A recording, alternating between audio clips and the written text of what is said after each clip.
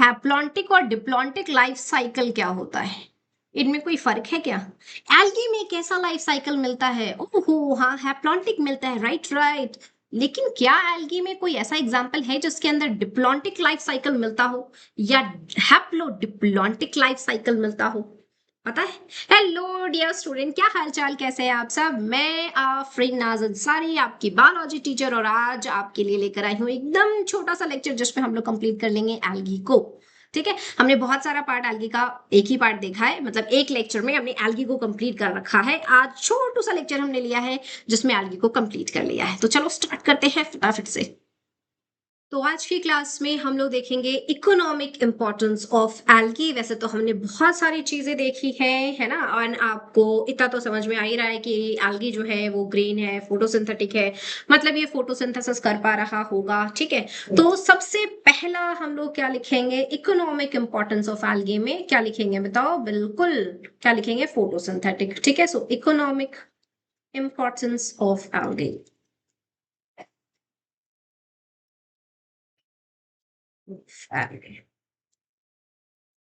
सबसे पहला क्या? फोटोसिंथेसिस करेगा ये। ठीक है,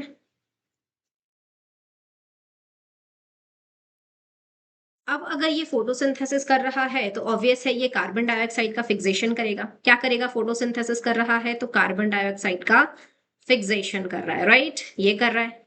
इसके अलावा ये जो है ये क्या करेगा? ऑक्सीजन का प्रोड्यूसर है, इमीडिएट प्रोड्यूसर होगा, है ना, ऑक्सीजन का प्रोड्यूसर होगा, राइट। ठीक है, इसके अलावा जो है दूसरा अगर हम लोग बात करेंगे तो ये प्राइमरी प्रोड्यूसर के नाम पर भी जाने जाएंगे। प्राइमरी प्रोड्यूसर होगा ये। ठीक है, प्राइमरी प्रोड्यूसर होगा, है ना। नेक्स्ट इसके अलावा एल्गी जो है ये हम इसको एज अ फूड भी यूज करते हैं, तो इकोनॉमिक इंपॉर्टेंस में हम एल्गी का देखेंगे कि ये जो है एज अ फूड भी इस्तेमाल किया जाता है। एग्जाम्पल क्या है? तो एग्जाम्पल में बहुत सारे आ जाते हैं नाम। एक हो जाता है आपका क्लोरेला। क्लोरेला जानते हैं, हमने बात करा था। क्लोरेला जो है ये कैसा है? यूनिसेल्युलर एल्गी है। ये कैसा है बच्चे? यूनिसेल्युलर ग्रीन एल्गी होता है ना। एंड इसको स्पेस एल्गी के नाम से भी हम जानते हैं। क्यों जानते हैं? क्योंकि ये स्पेस में ले जाया जाता है by the help of scientist, and वहां पर ये as a food and oxygen के सोर्स की तरह इस्तेमाल किया जाता है। इसके अलावा फूड के लिए, फूड के तौर पर और कौन से एल्गी जो है वो इस्तेमाल किए जाते हैं? दूसरा नाम है स्पिरुलिना। स्पिरुलिना। अच्छा, स्पिरुलिना जो है ये आपको पता है ये सैशे के फॉर्म में भी मिलता है। इसके छोटे छोटे ऐसे दानेदार जैसे आपको मिलेगा सैशे में। एंड ये बहुत अच्छा रिच सोर्स ऑफ प्रोटीन है। रिच सोर्स ऑफ प्रोटीन है। ठीक है, इसी वजह से इसको कंज्यूम किया जाता है। बहुत हैवी अमाउंट ऑफ इससे प्रोटीन मिलता है। इसके अलावा जो है उल्वा, इसको भी एज अ फूड के तौर पर हम इस्तेमाल करते हैं। नेक्स्ट अगर हम बात करते हैं तो ये तो हमारी ग्रीन एल्गी हो गए। इसके अलावा जो है वो आपके कुछ रेड एल्गी हो जाएंगे। ठीक है, रेड एल्गी। रेड एल्गी में जो फूड की तरह इस्तेमाल किए जाते हैं ये हो जाता है पोरफायरस। और फाइरस एंड क्या हो जाएगा? एंड हो जाता है आपका कॉन्ड्रस। पोरफायरस एंड कॉन्ड्रस। ठीक है, ब्राउन एल्गी में जो है, ब्राउन एल्गी में भी आपको कुछ कुछ चीजें देखने को मिलेंगी। ब्राउन एल्गे, है ना। इसमें जो है ये आपका एक आ जाते हैं लैमिनेरिया। लैमिनेरिया। ठीक है, इसके अलावा जो है और क्या आ जाएगा? सैरागसम। क्या आ जाता है? सैरागसम। अच्छा, ये जो सारागसम है इसको हम गल्फ वीड के नाम से भी जानते हैं। किस नाम से जानते हैं बच्चे? गल्फ वीड के नाम से हम इस सारागसम को जानते हैं। ये गल्फ वीड के नाम से क्यों जाना है? इसने नाक में दम रख मजा रखा है गल्फ के कंट्रीज के। ठीक है, कैसे भाई? तो ये एक्चुअल में ऑब्वियस है एक्वाटिक होगा। ये सी में ऐसे बिछा हुआ रहता है, और जब वहां से सी जाते हैं ना, शिप जब वहां से जाते हैं उस एरिया से जहां पर ये बिछ पड़े हैं, ठीक है, तो ये शिप को क्या कर देता है? डुबा देता है, सिंक कर देता है। तो इसी वजह से इसको हम क्या कहते हैं? गल्फ वीड के नाम से जाने जाते हैं। नेक्स्ट इसके अलावा जो है फूड का सोर्स तो हो गया हमारा। अब हम बात करेंगे एल्गी। कुछ एल्गीज ऐसे हैं जो कि very rich source of iodine है। सोर्सेस ऑफ आयोडीन है बच्चा, सोर्स ऑफ आयोडीन है। सो आई थिंक ये मेरे लिए बहुत फायदेमंद होने वाला है ना। क्यों? क्योंकि मुझे एक्चुअल में मैं थायराइड पेशेंट हूँ। ठीक है, सो हम लोग ये कह सकते हैं, मैं कह सकती हूँ कि ये बहुत अच्छा है। ठीक है। सो सोर्स ऑफ आयोडीन में कौन कौन से हैं, सारे एल्गी को नहीं चबाना है, क्या है, एक होता है फ्यूकस और दूसरा होता है लैमिनेरिया। दूसरा क्या होता है, लैमिनेरिया। ये दो एल्गी जो है वो रिच सोर्स ऑफ आयोडीन है, तो अगर कोई गोएटर का पेशेंट है तो उसको ये भी हम कंज्यूम करा सकते हैं। नेक्स्ट इसके अलावा जो आ जाते हैं कुछ एल्गी पोटेशियम के भी रिच सोर्स हो जाते हैं। सो पोटेशियम सोर्स में आ जाते हैं आपके मैक्रोसिस्टिस। क्या हो जाएगा आपका बच्चा, मैक्रोसिस्टिस आ जाएगा। ठीक है। अब यहां पर हमने एक और नाम लिखना है जो कि बहुत बहुत बढ़िया तरीके से काम करता है, हाइड्रोकोलॉइड। हाइड्रोकोलॉइड के तौर पर ये काम कर रहे हैं, हाइड्रोकोलॉइड के तौर पर ये काम कर रहे हैं। मतलब क्या है कि ये इनके अंदर बहुत अच्छी होल्डिंग कैपेसिटी है, किसको होल्ड करने का, पानी को होल्ड बहुत अच्छे तरीके से ये कर सकते हैं। ठीक है। तो हाइड्रोकोलॉइड में जो है ये कुछ रेड एल्गी आते हैं एंड ब्राउन एल्गी आते हैं। कैसे एल्गी आते हैं, red algae and brown algae जो है ये आ जाते हैं। ठीक है। नेक्स्ट, आपने कभी नाम सुना है अगार, आपने कभी नाम सुना है अगार। ठीक है। सो ये जो अगार है ये आपको आइसोलेट किया जाता है फ्रॉम रेड एल्गी। कहां से आइसोलेट कर रहे हैं हम इसको, रेड एल्गी से आइसोलेट कर रहे हैं। कौन से रेड एल्गी से इसको आइसोलेट किया जाता है बेटा, तो ग्रासिलेरिया है, ग्रासिलेरिया है एंड जेलीडियम है, ग्रासिलेरिया है एंड जेलीडियम है। ये दो रेड एल्गी हैं जिससे कि इसको हम आइसोलेट कर सकते हैं। अच्छा, इसका इस्तेमाल क्या है, ये इतना क्यों फेमस है मैम, हमने हमेशा नाम सुना है, एक्चुअल में इसको यूज करते हैं, यूज फॉर बैक्टीरिया कल्चर और कल्चरिंग ऑफ माइक्रोब्स। माइक्रोब्स का ये खाना हो सकता है, हम ऐसा कह सकते हैं। ठीक है। प्लस इस रेड एल्गी का इस्तेमाल हम आइसक्रीम बनाने में, जेलीज बनाने में, इन सब में भी हम इसका इस्तेमाल करते हैं, एंड आइसक्रीम फॉर्मेशन। ठीक है। उनके लिए भी इसका इस्तेमाल किया जाता है। बताओ, इतना समझ में आ गया। इसके अलावा जो है वो कुछ एल्गी जो है वो हमारे, एक रेड एल्गी है, हार्वेला नाम है उसका, वो एक्चुअल में पैरासिटिक होते हैं। ठीक है। दूसरे एल्गी के ऊपर रहते हैं, वहां से अपना खाना जो है वो कंज्यूम करते हैं। ठीक।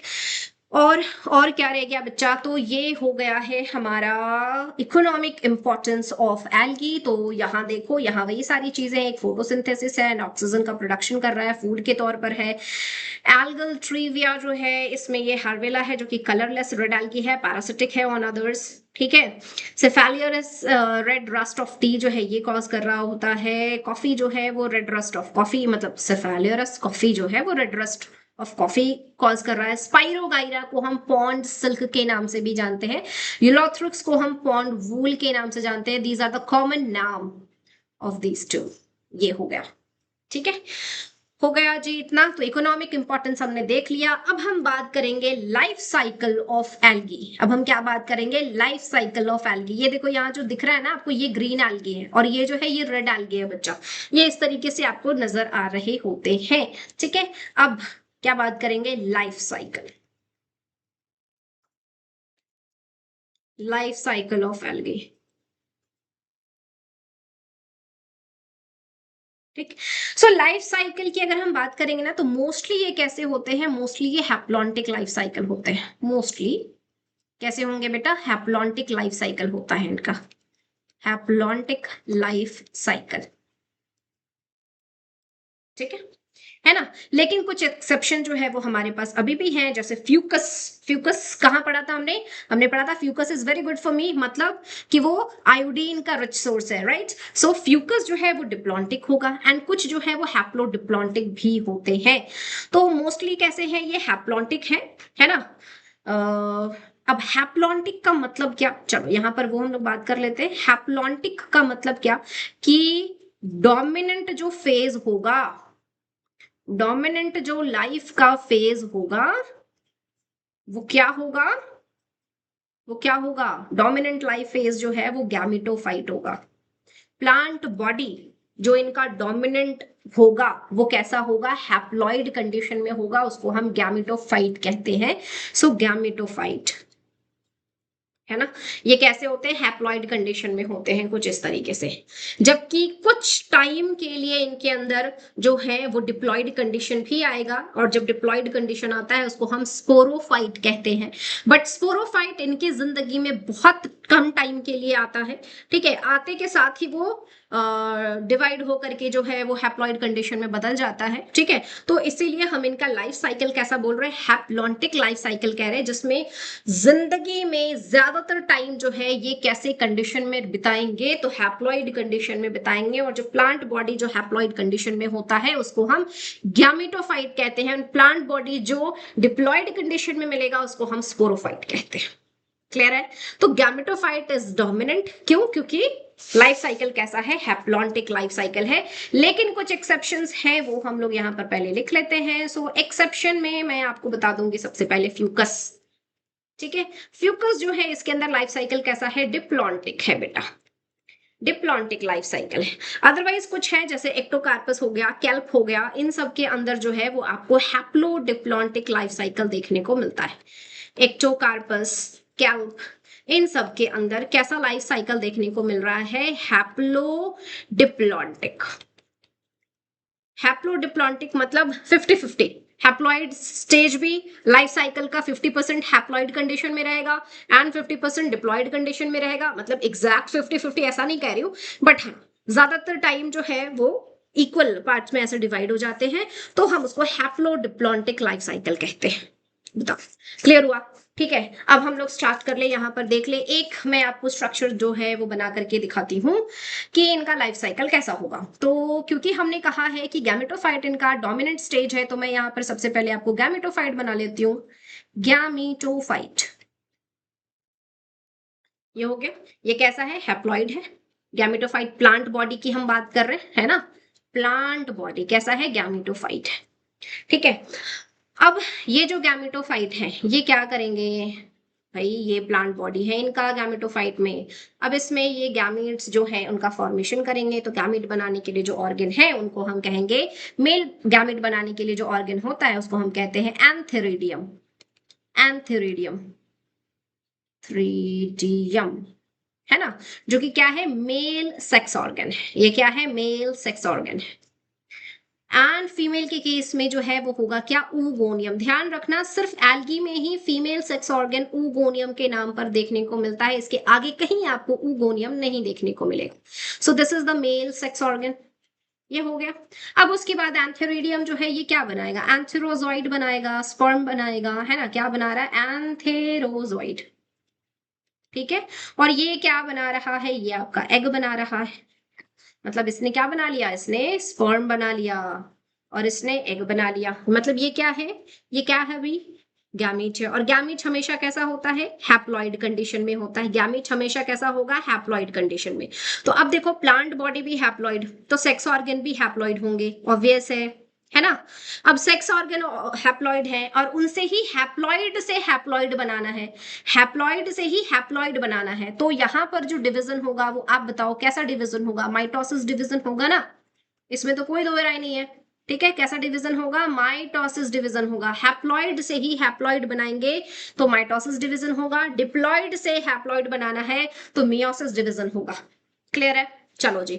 सो ये हमने दोनों गैमीट्स बना लिए। अब इन दोनों गैमीट्स का हम करेंगे क्या, फर्स्ट फ्यूजन कर लो, फर्टिलाइजेशन कर लो। तो इन दोनों गैमीट्स का हमने सिनगैमी कर दिया, फर्टिलाइजेशन कर दिया। यहां क्या हो रहा है, फर्टिलाइजेशन, ठीक। फर्टिलाइजेशन, दो हैप्लॉइड मिलकर के एक डिप्लॉइड तो बना ही सकते हैं। तो ये रहा, इसको हम क्या कहते हैं, यस इसको हम कहते हैं जाइगोट। और यही जो है वो इसका स्पोरोफाइट वाला कंडीशन है, बताओ है कि नहीं, डिप्लॉइड कंडीशन है। अब उसके बाद ये अगर जाइगोट जो है, क्या इसमें एम्ब्रियो बनेगा, ध्यान रखना एल्गी में एम्ब्रियो का फॉर्मेशन नहीं होता है। तो यहाँ पर एम्ब्रियो नहीं बन रहा है, मतलब इसको और भी टाइम नहीं मिल रहा है ना। तो यहाँ पर ये जो जाइगोट है उसके अंदर जो डिवीजन होगा वो हो जाएगा डिवीजन मियोसिस टाइप। और जब मियोसिस डिवीजन होगा, है ना, तो क्या बनेगा, स्पोर बन रहा है, ठीक है। मियोसिस डिवीजन से क्या बन रहा है, स्पोर बन रहा है। ध्यान रखना स्पोर हमेशा ही हैप्लॉइड होता है, स्पोर भी हमेशा हैप्लॉइड होगा, गैमेट हमेशा हैप्लॉइड होगा, ठीक है। तो यहाँ पर जो जाइगोट में क्या हुआ, मियोसिस डिवीजन हुआ। मियोसिस डिवीजन हुआ तो एक जाइगोट से 4 तुम्हारे स्पोर बन गए। अब ये जो 4 स्पोर है वो क्या करेंगे, वो जब गए सबस्ट्रेटम पे जुड़े वहां पे, है ना, और फिर क्या हुआ, उनका जर्मिनेशन हुआ और फिर वो प्लांट बॉडी बना लिए। कैसा बना लेंगे, गैमेटोफाइट। सो ये क्या हो रहा है, जर्मिनेशन, जर्मिनेशन, यहाँ पर जनरेशन है। तो अब यहाँ पर अगर आप देखो तो सिर्फ क्या यही एक कंडीशन जो है वो डिप्लॉयड नहीं है, यही एक कंडीशन जो है ये कैसा है, डिप्लॉयड है ना। तो यही एक कंडीशन जो है इसको हम क्या कह सकते हैं, स्पोरोफाइट कह सकते हैं। क्या कह सकते हैं, स्पोरोफाइट हम इसको कह सकते हैं। तो ये कंडीशन हो गया, ठीक है। बाकी ये जो पूरा है ये कैसा है, हैप्लॉइड है। पूरा बाकी कैसा है, हैप्लॉइड है। तो ये पूरा जो है वो गैमेटोफाइट जो है वो स्टेज हो जाता है। बताओ, क्लियर हो गया है ना, चीजें समझ में आ गई, अच्छे से समझ में आ गई भाई। ओके, तो बताओ, छोटा सा लेक्चर, मजा आ गया, खत्म हो गए हमारे एल्गी।